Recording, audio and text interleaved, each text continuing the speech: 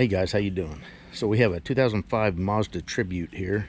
Got the 3-liter engine, and the owner of this vehicle said that she was driving down the road and check engine light came on, started running real rough, and they ended up having to have it towed back home. So we're going to hook the scan tool up. I've got the Thinkcar here, see if there's any codes, and we'll go from there. Key is on. We'll do a auto scan and see if it's going to detect anything. Now these cars are real bad about this. Is the same thing as a Ford Escape also. So the Mazda Tribute and the Ford Escape, same vehicle, and I think the Mercury Mariner or something like that. So we're going to hit Mazda. And these are real bad about the ignition drivers going bad. So the first thing I'm going to be curious about is if there are any ignition codes. Do an auto search.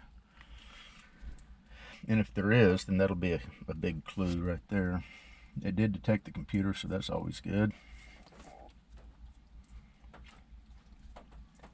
Do a high-speed scan. Instrument cluster. And let's see, what do we got here? What do I see? Fuel temp sensor. High input. Let's see, fuel rail pressure, high input. Huh. Okay, there's A, B, and D. Primary circuit malfunction. Ignition coil. Primary. Unfortunately, I'd love to show you the AI. I would be curious to see what it actually comes up with, but I'm out here without any internet. We also have an some ABS codes. So let's, what do I want to do? Let's go ahead and go into the PCM. We'll see if it'll start here in just a second. I'm going to say not equipped. Let's see, what do I want to do? Oh, you know what? If it's running bad, okay, it does have a power balance. So let's get into that. We'll start it up. See what it looks like. Okay, here we go. Hit start. It is definitely misfiring.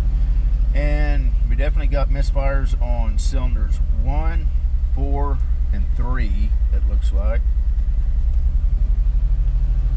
So definitely three misfires, 1, 4, and 3.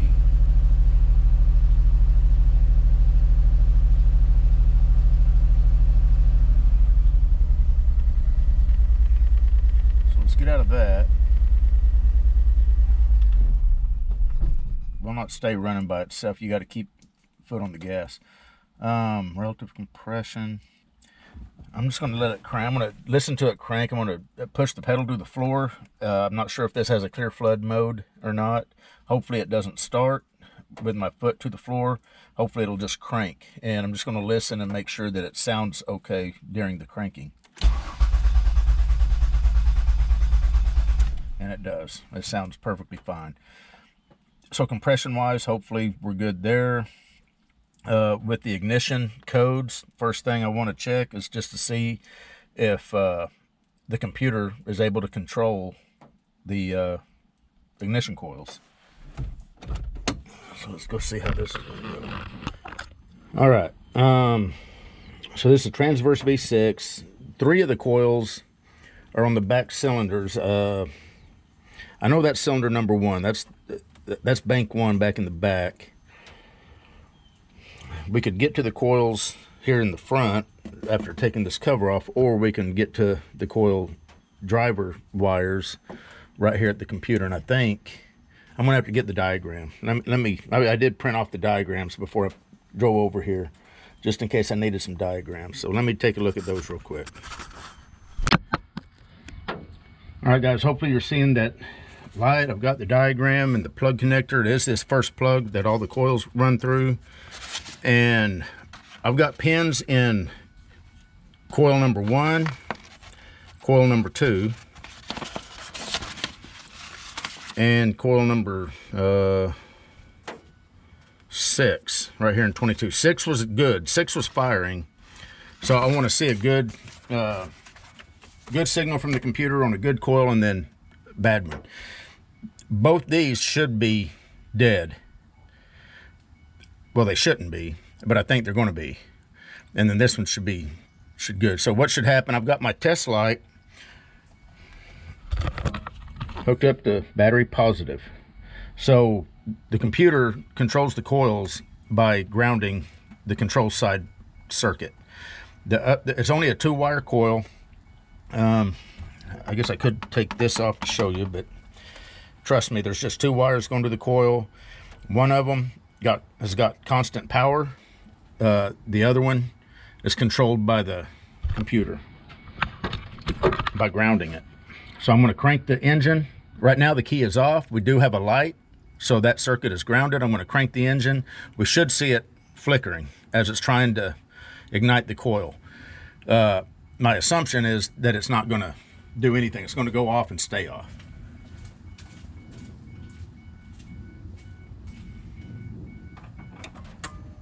Okay, that's the key on. You can see the light is out.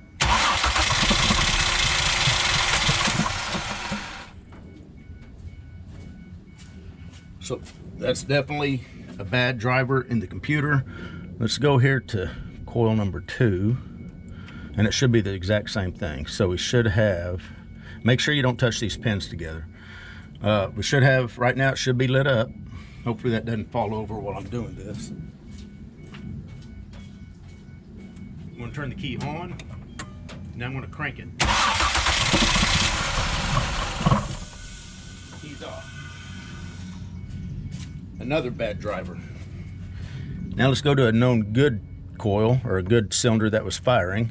Now we do have our power. Key is off. Test light is lit, so that circuit is grounded. I'm going to go key on, and then I'm going to crank it.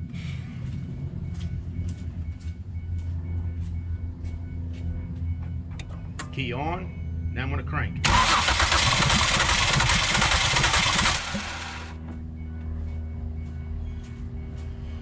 So definitely a bad computer. These are inherently bad about that for whatever reasons. I don't know if they can upgrade those drivers or not. I'm to pull this computer out. All you got to do is take these 2 nuts off here, and then there's these 2 studs. You take them out, and the whole computer will actually pull out of here. So very easy computer to change.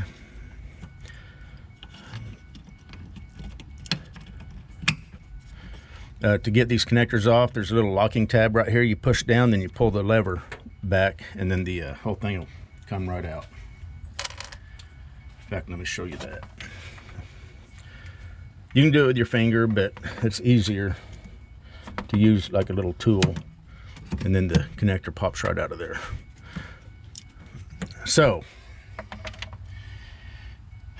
really, before I do anything else, I want to get a computer and get this thing running on all cylinders. It had a multitude of codes, which I'm not even going to worry about until I get it running, and then we're going to go from there. So I'm going to order a computer, and it'll probably be a few days before I get back to this, and we'll see what happens.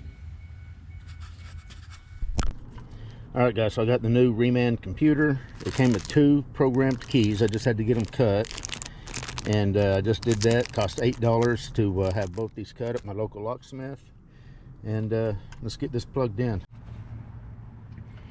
Alright guys, to get this computer out, we're just gonna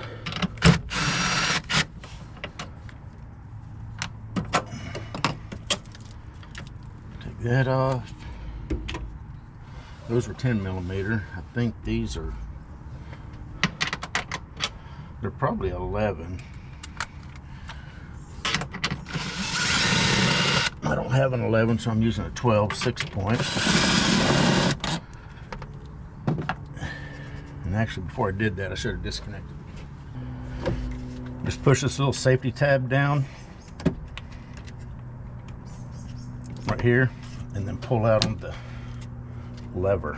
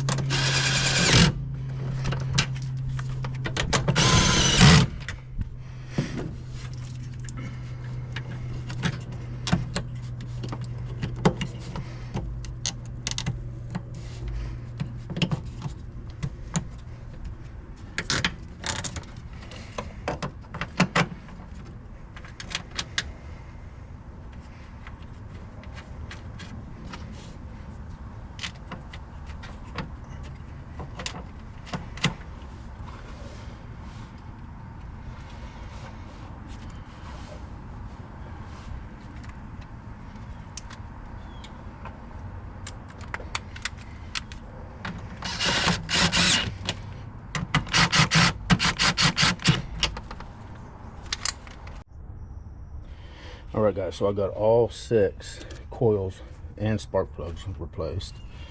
Getting ready to go back on with the intake, and then we'll see what happens. But you got to make sure you, in fact, let me show you why. What burned this computer up was that coil right there. It's completely shorted.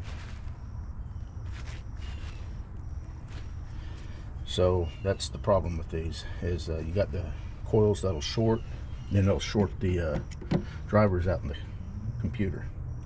So make sure you replace all the coil, at least all the coils. The spark plugs is a good idea to go ahead and replace them too.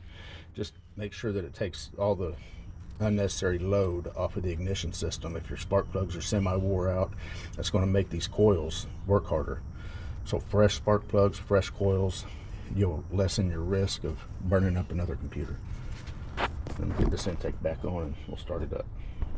All right, here we go. Going to start her up.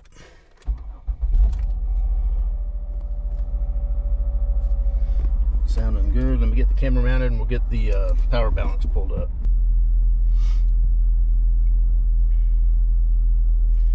And there we go. Nice and smooth. Hitting on all cylinders. I'll put a link to where I got the computer at. It comes pre-programmed with 2 keys, and they offer, I forget what kind of warranty, but it seems to work good. Just don't forget to change your coils and plugs. I'll put a link to that also, to the one that I used on this car. They recommend OEM, but OEM coils are expensive. This whole kit was like $50 with plugs, your iridium plugs and coils. Make your own decision if you want to go OEM or not. Obviously, I don't know how long these will last, but I'm sure that they're going to be happy that they didn't have to spend a ton getting this taken care of. Anyway, this was a 2005 Mazda Tribute with a 3-liter engine. Had blown drivers in the computer, and we replaced the computer and coils and plugs, and they got them back up and going. If you want to see the removal of the intake, I did not videotape it this time because I've actually got a video. I think I did valve cover gaskets or something on this same car, and I should have the intake removal on that video. Anyway, we're done. You guys take care. We'll see you.